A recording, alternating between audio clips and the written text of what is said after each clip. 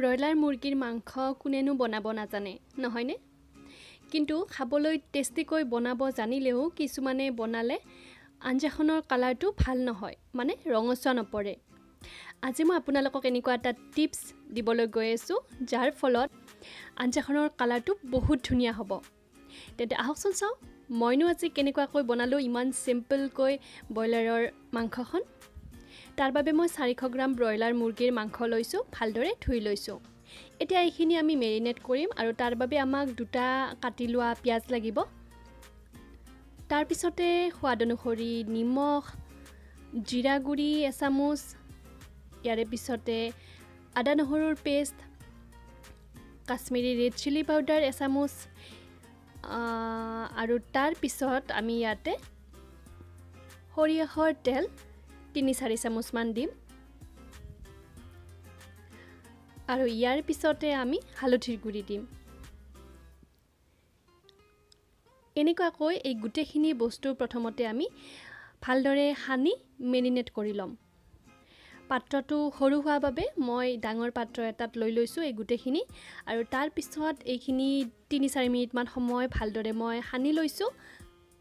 আৰু 15-20 মিনিট মান সময়ৰ কাৰণে কমেও 15-20 মিনিট সময় এনেকুৱাকৈ মেৰিনেট কৰি আপুনি ঢাকনি দি ৰাখি দিব পাৰিলে আধা ঘণ্টাৰ পৰা 45 মিনিট মান সময় ৰাখি দিব পাৰে যদি আপোনাৰ হাতত টাইম থাকে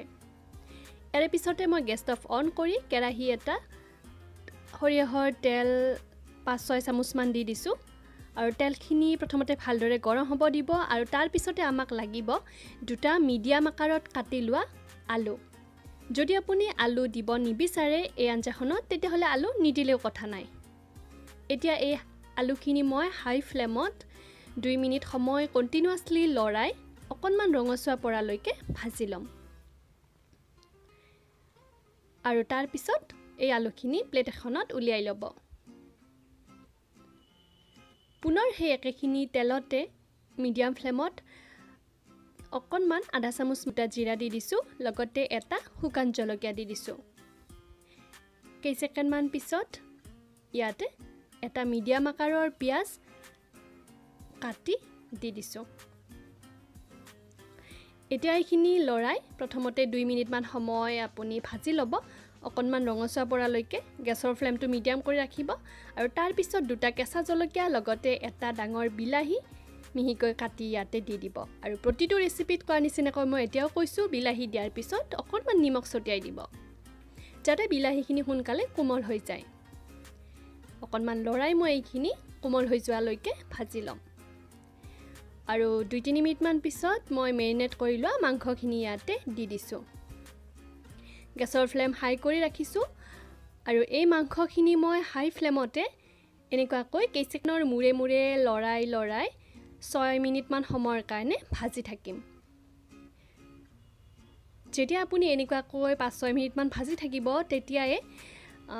এক্সট্ৰা কৰি তেলখিনি বিৰিঙি উঠা দেখা পাব এয়া দেখিছেনে এনেকুৱা যেতিয়াই হয় তেতিয়া আপুনি আগতে ভাজি থোৱা আলুখিনি দি দিব যদিহে আপুনি আলু ব্যৱহাৰ কৰিছে আৰু আলুখিনি দিয়াৰ পিছত পুনৰ মই এবাৰ গুটেখিনি ভালদৰে মিহলাই লৈছো তল ওপৰ কৰি এনেকুৱাকৈ লৰাই দিব আৰু তাৰ পিছত গেছৰ ফ্লেম লো ৰাখি 5-6 মিনিটৰ কাৰণে ঢাকনি দি ৰাখি দিব মাজতে কিন্তু আপুনি চেক কৰি থাকিব ঢাকনিখন গুচাই মই পুনৰ এবাৰ এইখিনি লৰাই আকৌ 5-6 মিনিট মানৰ কাৰণে ৰাখি দিম কিয়নো এইখিনি মোৰ লাগি যোৱাৰ নিচিনা হোৱা নাই যদি এনেকুৱাকৈ ভাজি থাকিলে আপুনি অকনমান লাগি যোৱা অনুভৱ কৰে মছলাখিনি তেতিয়া পানী ছটিয়াই ভাজি থাকিব মাংসখিনি কেৰাহীত দিয়াৰ পিছত টোটেলত 15 পৰা 18 মিনিট মান হৈ যোৱাৰ পিছতে আপুনি ইয়াতে একাপমান পানী দিব আপুনি চাই থাকিব যদি মান তেলখিনি বিৰিঙি উঠা যেন দেখা পায় এক্সট্ৰা কৰি মছলাৰ পৰা তেতিয়াহে পানী দিব প্ৰথমতে আমি একাপ পানী দিছো মাংসখিনি সিজাৰ বাবে পিছত আমি পানী অকনমান বেছিকৈ ব্যৱহাৰ কৰিম এতিয়া লো ফ্লেমত 3-4 মিনিটৰ কাৰণে ৰাখি দিব